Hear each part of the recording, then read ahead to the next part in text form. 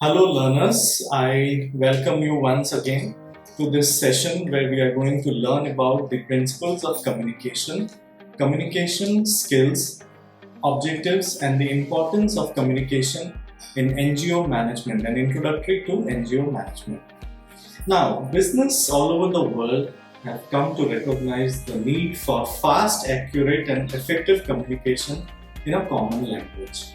For ensuring effective communication in the new business world, a list of skills are included, which goes as following: communication skills, listening skills, language focus, which include your grammatical structures, vocabulary, idioms, and pronunciation, presentation skills, which are very important, negotiation skills, social language for business, business writing skills, the art of good speaking, business simulation, which would include again the meetings, seminars, negotiations, and presentations, telephone techniques, cross-cultural awareness, and electronic communication.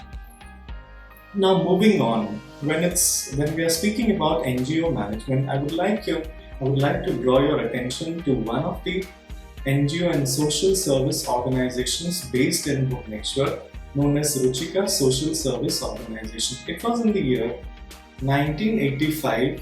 An innovative educational initiative was started at the Bhubaneswar railway station for the children wandering, begging, rat picking in and around the railway station, which later became famous as the Platform School.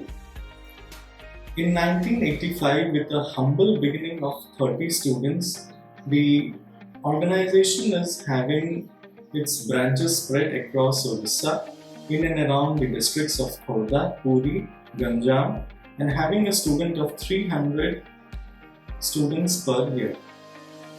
Ruchika is mainly dealing with multiple programs for children and youth.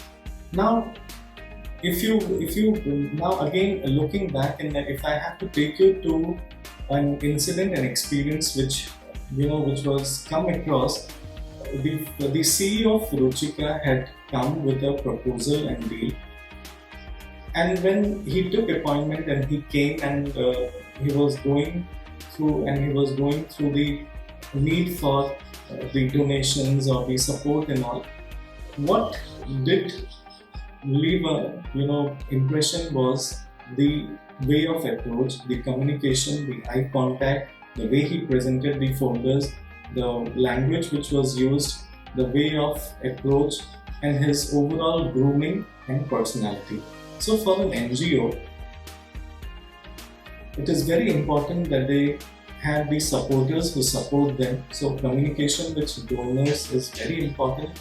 Then interpreters, communication among staff and members, and target participants communicating with and target participants. And now Ruchika's strategy of communication with community would include cultural awareness, child to community communication, communication through people group, presentation skills, non-verbal communication, written communication, active listening, verbal communication, trust, and personal connections.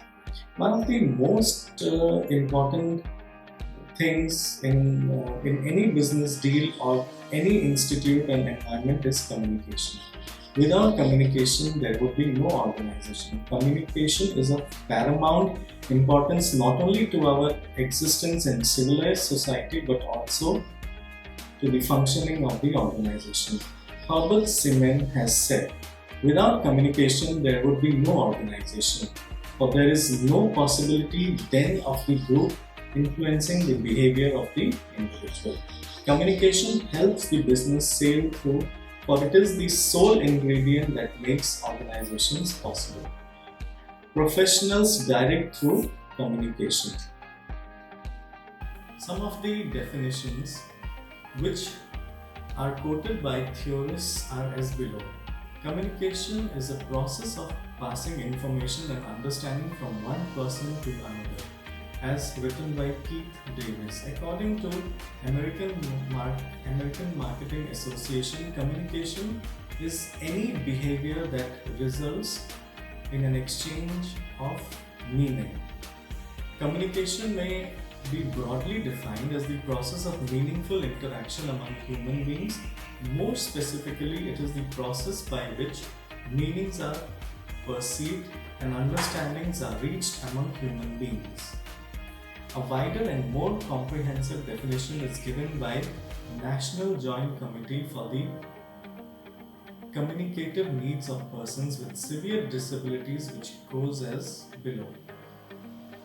Any act by which one person gives to or receives from another person information about the person's needs, desires, perceptions, knowledge, or affective states. Communication may be intentional or unintentional, may involve conventional or unconventional signals, may take linguistic or non-linguistic forms, and may occur through spoken or other modes. Julia Screba de Venezuela. If we speak about communication, communication is not just a 13-letter word. Some ingredients you can also download this as the elements of business communication or communication in an NGO are the elements of communication. Number 1 would be the source, the sender. Number 2 would be audience and the receiver. Number 3 would be goal and purpose. Number 4 will be context and environment. And number 5 would be message content, medium, channel. And the last and most important and effective element of communication is feedback. Now coming on to the first element of communication, a source or a sender. Source or sender, also known as the sender, is the one who initiates the action of communicating. Audience or receiver is the person to whom the communication is intended to be shared. Goal, purpose is the sender's reason for communicating the desired result of the communication. Context and environment is the background in which the communication takes place. Message and content is the information conveyed. Medium or channel is the means or method used for conveying the message. And feedback is the receiver's response to communication as observed by the sender. Now moving on to the objectives of communication. An objective is something that we want to get done by our efforts. It is the purpose with which we undertake an activity. In business, we have many reasons or purposes for communicating. We may want to give an information, we may want to make a request, give instructions, or make a complaint. Objective of downward communication. Downward communication is always from the CEO desk to the team member. Now Ruchika, the NGO has a CEO, then the quality control manager, then the HR, then program managers, program team members. So the objective would be from top to bottom. That is known as downward communication. Then the upward communication. Objective of upward communication. Upward communication is from the team member to the CEO desk. And communicating among equals could be a quality control manager of an NGO talking to another quality manager of an NGO, a program head or a program manager of one NGO center talking to another NGO center, and team member of one within the team or one NGO talking to another NGO team member. Objectives: downward communication from the CEO level to the team member of the team would include the instructions, the orders, education and training, on-the-job training, motivation, raising morale, counseling, advice, persuasion, warning and appreciation. Instructions. The CEO gives instructions which will include an NGO's program head may instruct his or her team to go for donations or collection of funds from various channels and all. That can be an instruction which the NGO head gives to its team members and all. Orders are the orders which is nothing but a piece of information in official records which the NGO gets it from the government to adhere to basic norms and principles of governance. Education and training. Education and training would boil down to team members' entry-level education and training which is imparted at the time of joining the NGO. And on-the-job training, which is for a period of 15 to 20 days, which is again downloaded to the team member at the time of joining the NGO. Motivation. Motivation plays a very important role for the simple reason, if you are not motivated, you cannot work for the cause of an NGO. You have to be always motivated irrespective of any situation or any circumstance. And motivation plays a very important objective in a communication. Raising morale. Raising morale. One has to be abreast and one has to always have high spirits to work for an NGO. And it is the duty of the manager or the team leader or the CEO to keep his or her team or team member having a good morale. Counseling.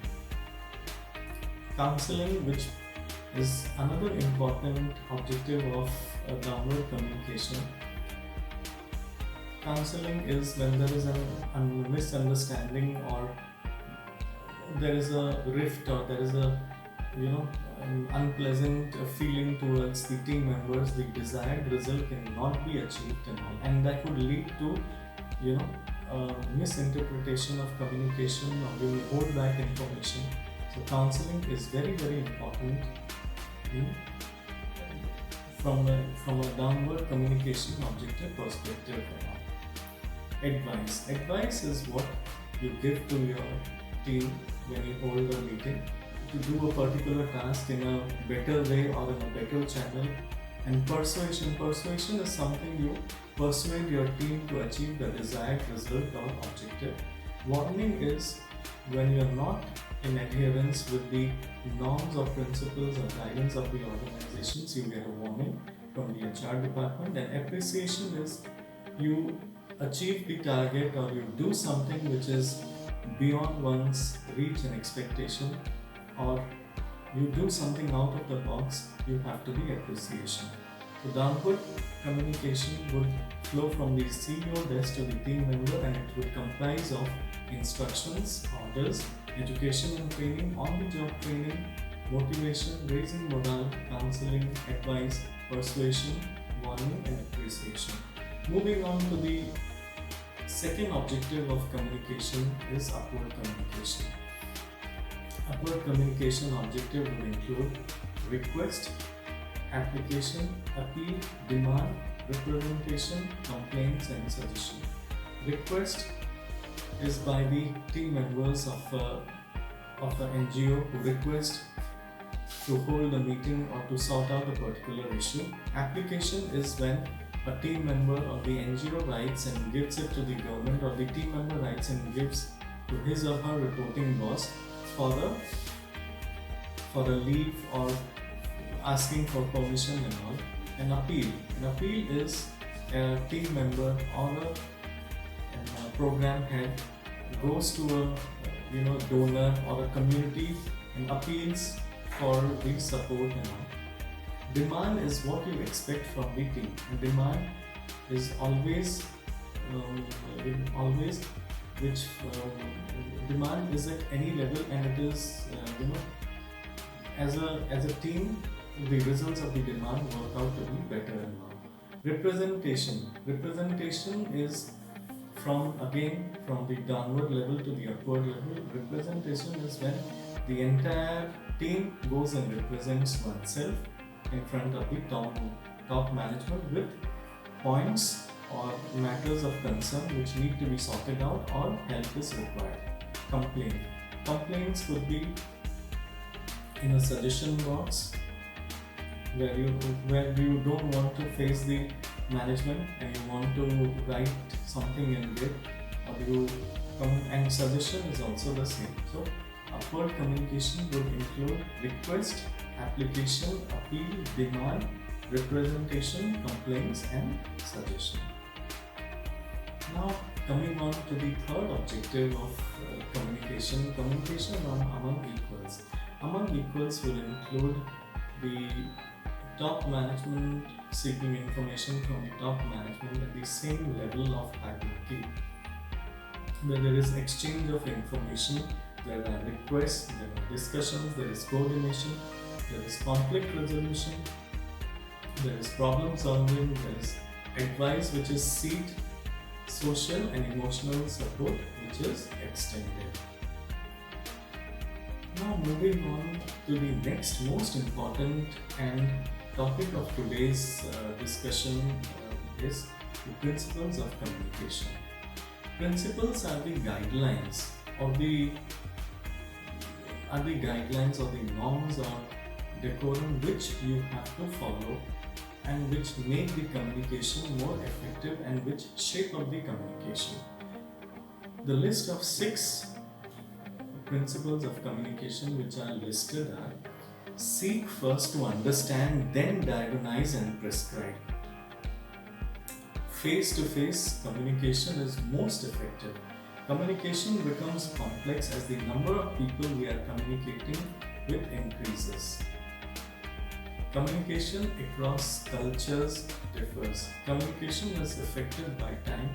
Feedback is the key to effective communication. Now, coming on to the first point in the principles of communication: seeking first to understand, then diagnose and prescribe. The most important principle of communication is our quest to understand the other person with our mind, heart and soul, deeply, without judging, without censoring. Many a time we struggle to make ourselves to understand. If the person does not open to the experience of wanting to understand the other person deeply, then the struggle continues and all. Only when one truly understands the other person can one begin to explore for causes of problems and solutions. Here I would like to quote the example of Dr. Venudhar Senapati, who is the CEO of Ruchika Social Services Organizations. When Dr. Senapati, and his team had approached for a support and all, and at that point of time, if I or anyone starts judging him, that is not the appropriate way of making or giving space to the person. It is through understanding that you understand, then diagnose and then prescribe. That is how the first principle of communication is. At one step you cannot judge a person. You need to understand first, then you need to do a diagnosis, and then you have to prescribe what could be the outcome or what could be the help or what could be the support be. So it is very, very important for NGOs to at the same time understand what is the need of the hour when they should approach the donors or community or the corporates. They have to diagnose the situation or the environment which they are into, and then they have to prescribe the requisite request, or they have to make a face-to-face communication, or they have to email, or they have to give it in writing. So the first important principle of communication is seek first to understand, then diagnose and then prescribe. Face-to-face communication is most effective. Quoting an example with this, Bhima Bhoi Blind School, which is very prominent and an established blind school in Bhubaneswar, we still remember we had received a call from the principal, and that was just a telephonic conversation where he elaborated some points that they are looking for donations, and they are looking for support, either monetary, non-monetary, or in kind or in cash. But then the idea, the concept of communication gets diluted because it is a very important thing and one cannot just talk over the phone and tell the requirements and all. So one of the requirements within an organization is to put everything down on paper and in writing. So it was very essential for the other party to write what they want, what is their approach, what they are, what is their previous track record, what they have done and what they are expecting. While all of us follow this dictum, how many of us have chosen to precede or follow up our writing communication with a personal discussion or meeting? So personal discussion and meeting is highly essential. The preferred channel of communication in such instances is the face-to-face discussion. In a face-to-face interaction, we are able to observe and respond to verbal and non-verbal cues. The inconsistency between the two, offer feedback and seek clarification. It is very, very important and essential that the NGOs, the representatives of NGOs must visit the donors, the communities, the corporates, government officials or government organizations and have a face-to-face communication, else they are not going to break through their deal. Moving on to the next principle of communication. Communication becomes complex as the number of people we are communicating with increases. This means in an interaction involving only two people, the number of communicative stimuli, both verbal and non-verbal, is limited. One is left to deal with and manage the partner's interactions and structure one's response based on the cues received from the partner. But as the number of people increases, stimuli, feedback channels also increase and communication becomes complex. So it is very important that when as an NGO we represent ourselves or we go and meet a client or a donor or a community and all, we have to scrutinize, diagnose and make a thorough study of our own team and department and scrutinize and filter who is going to represent and all. If three people from an NGO visit a CEO's chamber of a leading company, say NMTC and all, or Tata Power or Infosys and all, and three speak in front of the CEO, I don't think so the deal is going to work out and all. So it is very, very important. Make your communication very simple and let one representative from your NGO go and clinch the deal and present oneself.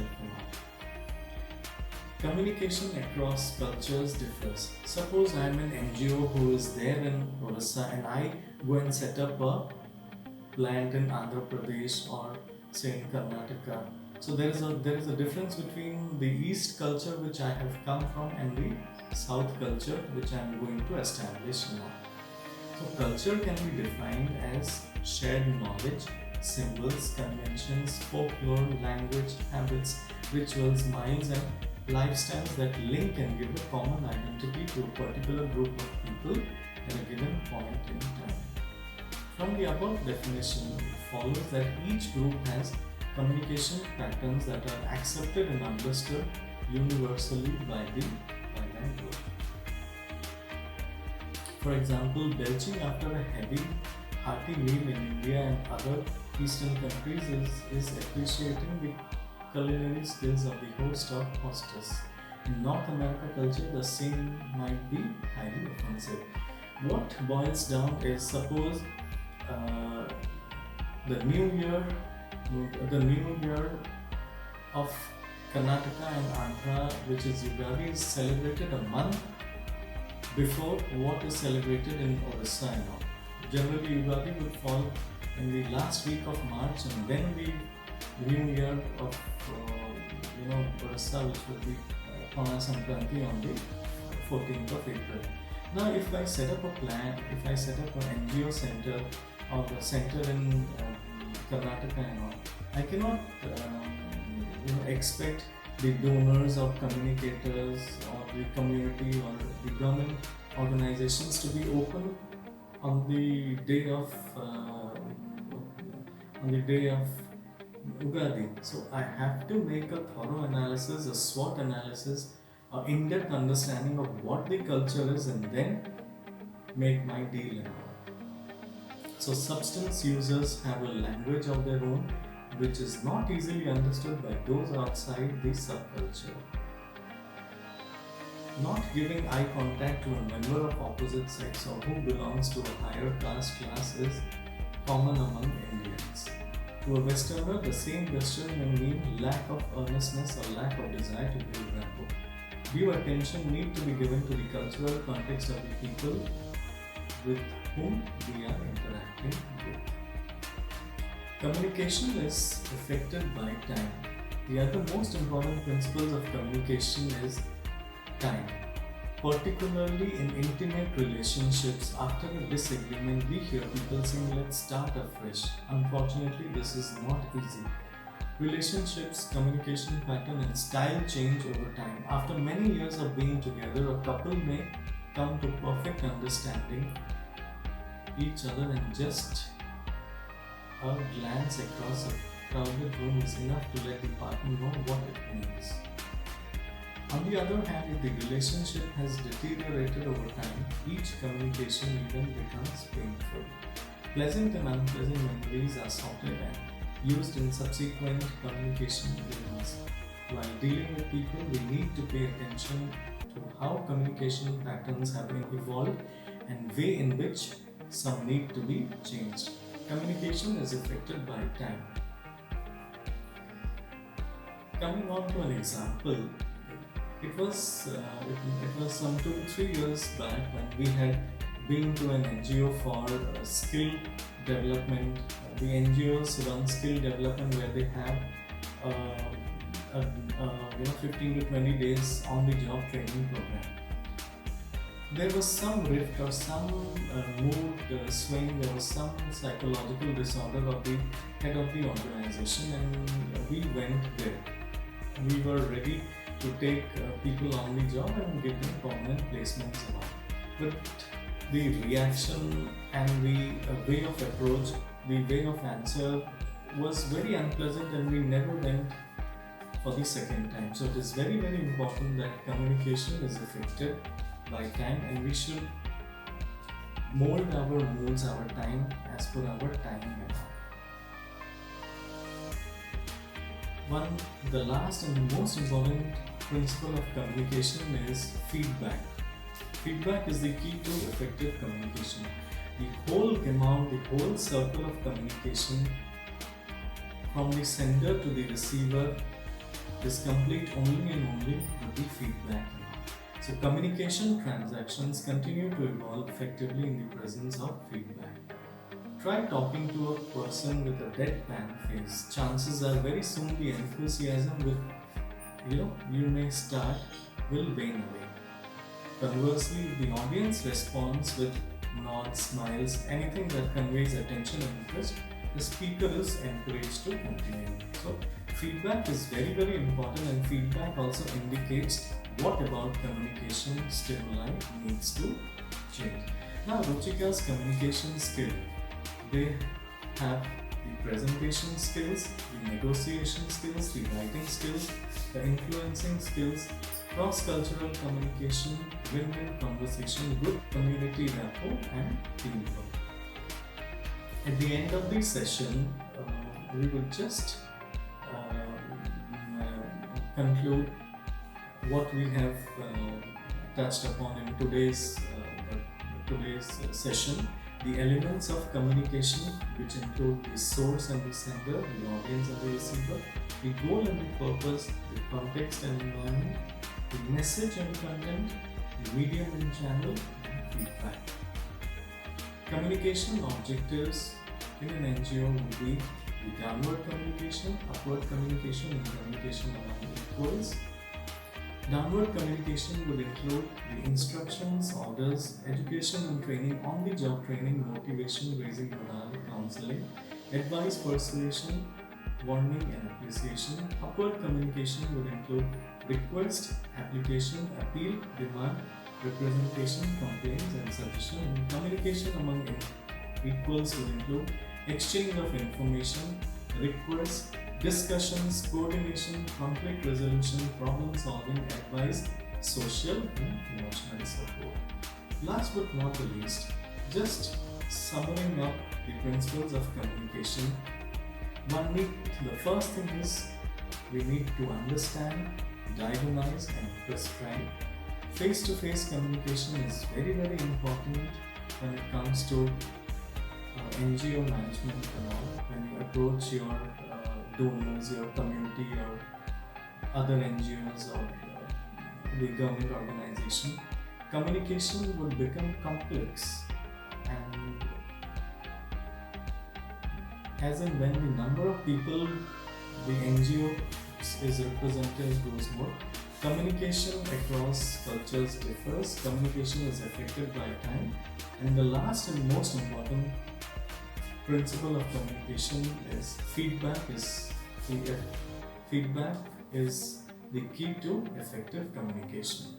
So thank you very much, learners. We'll be coming up with much more topics, and thank you very much, learners.